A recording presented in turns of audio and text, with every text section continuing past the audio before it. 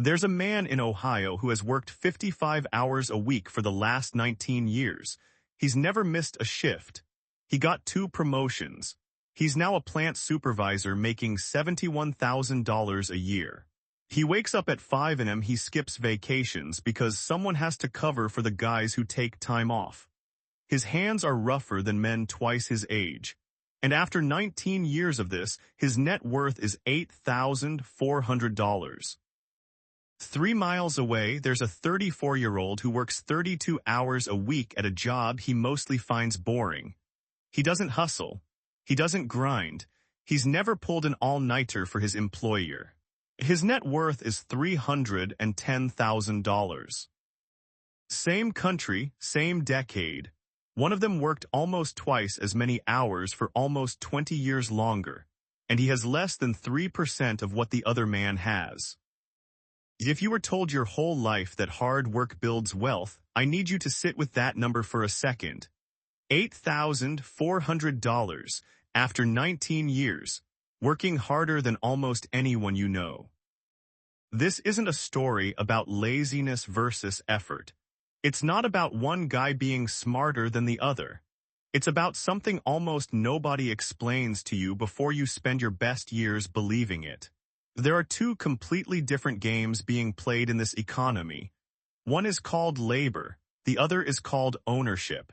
And the rules, the payout, the entire mathematics of these 2 games are not even close to the same. Most people are told they're playing one game their entire life, when they've actually been placed into the other one without ever being told the rules changed. By the end of this video, you're going to understand exactly why effort alone was never enough. What the plant supervisor did that quietly capped his ceiling for 2 decades. What the 34-year-old did differently in his 20s that most people dismiss as not a real job. And the exact mechanism, the one almost nobody says out loud. That decides whether your hard work turns into wealth or just turns into exhaustion.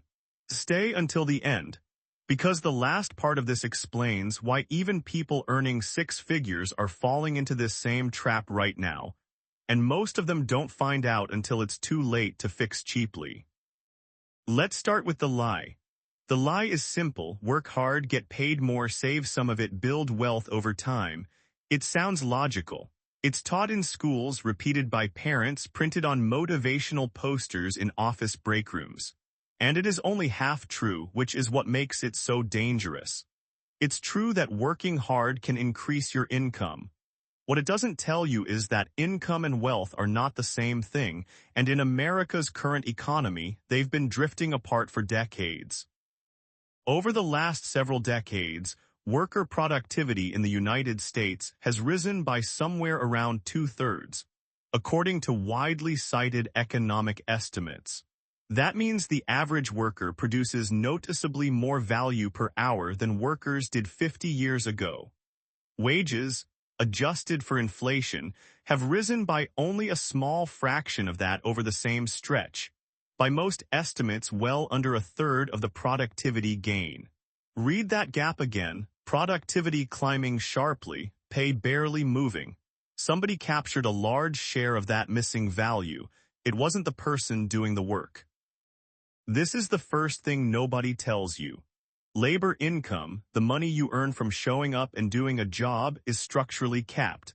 There's a ceiling on how many hours exist in a day, how much your employer is willing to pay before it's cheaper to hire someone else, and how much of your output actually reaches your paycheck versus staying with the company.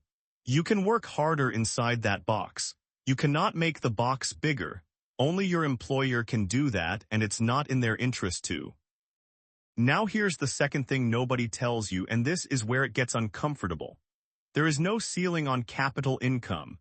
None.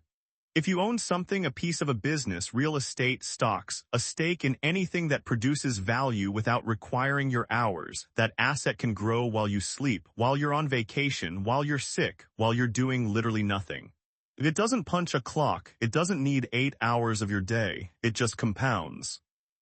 This is the actual difference between the plant supervisor and the 34-year-old down the street. It was never about intelligence or effort. The supervisor sold 55 hours a week of his life in exchange for a wage, and every single one of those hours had a ceiling on it. The 34-year-old, starting at 24, put a small amount of every paycheck into ownership. Index funds at first. Later, a small rental unit he co-owns with a partner. He didn't work harder. He redirected a portion of his labor income into capital income early, and let time do what time does to money that's allowed to compound. Researchers call this the ownership gap, and it explains something that used to confuse economists. Why can two people with almost identical incomes over a decade end up with wildly different net worths? The answer has almost nothing to do with how much they earned. It has to do with what percentage of that income was converted into ownership versus consumed as lifestyle. $1 spent on a nicer car is $1 that will never compound. $1 invested at 24 has 40 years to work. The same dollar invested at 44 has half the time and, because of how compounding works, dramatically less than half the outcome. Here's a pattern that should bother you. Under typical long-term market assumptions, a person who invests around $300 a month starting at 25 and stops entirely at 35, never adding another cent, can end up around retirement age with roughly as much, sometimes more, than a person who starts at 35 and invests that same $300 a month every single month for the next 30 years straight. The exact numbers move depending on returns, but the first person invested for about 10 years. The second person invested for roughly 3 times as long. And the first person still comes out close to even or ahead because of when those dollars were allowed to start compounding. Time in the market beats time at work. Nobody tells you that in your 20s when it matters most, because in your 20s nobody's talking to you about money at all. They're talking to you about your career. This is where the trap tightens, because here's what actually happens to most hardworking Americans. They get a raise. Instead of directing that raise into ownership, they upgrade their lifestyle to match it. Better apartment, newer car. More dinners out. This is called lifestyle inflation, and it's not a character flaw, it's a completely predictable psychological response to earning more.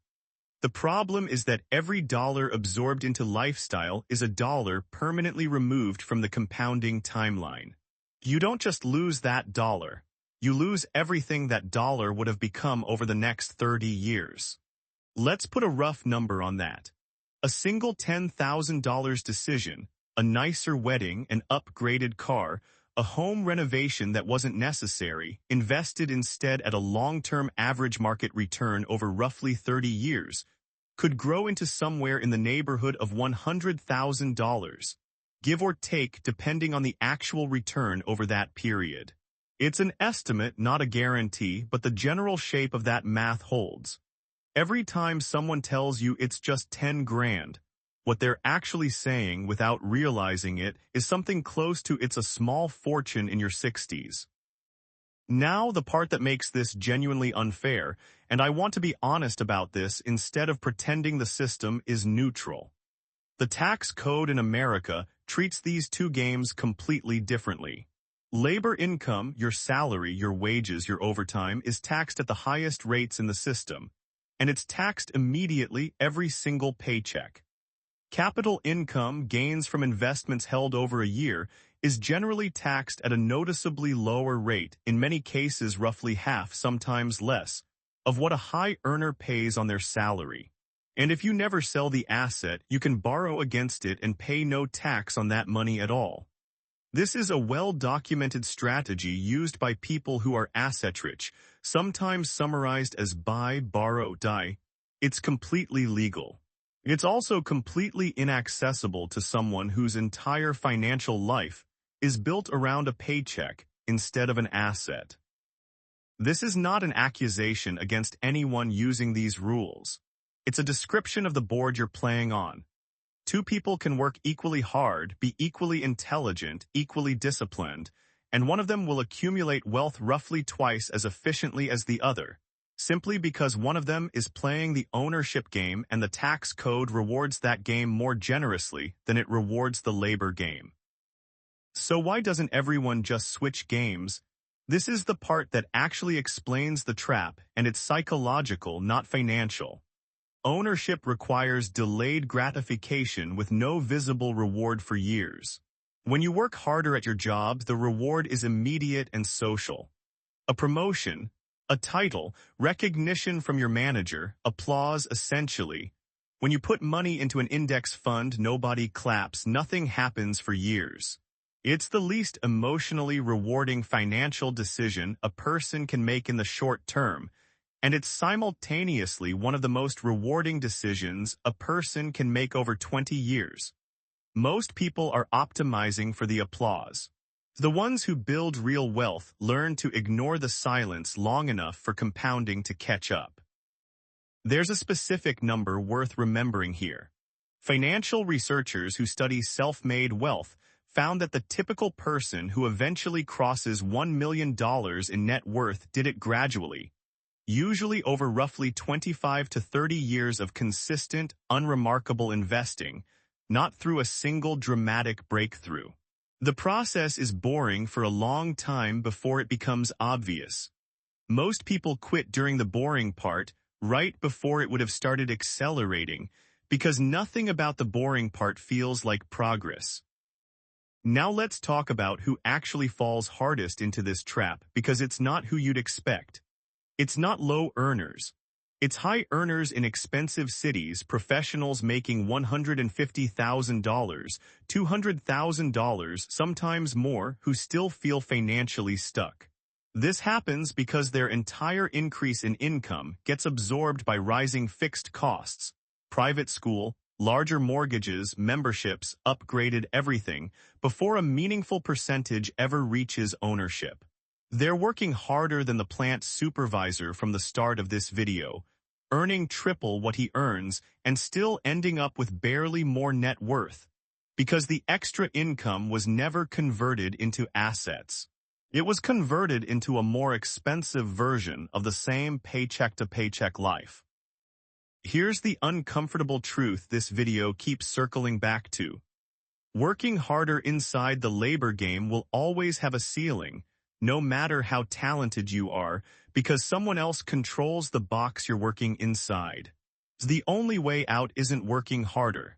It's converting a portion of that labor income into ownership early, consistently, and then getting out of its way for a very long time. That's it. That's the entire mechanism separating the plant supervisor from the 34-year-old down the street. Not talent, not luck, not even income most of the time, just which game the money was allowed to play. If you take one thing from this video, take this. Every dollar you earn is asking you a question the moment it hits your account.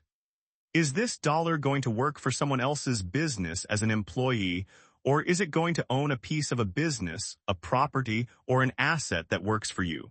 Most people never consciously answer that question. They let lifestyle answer it by default.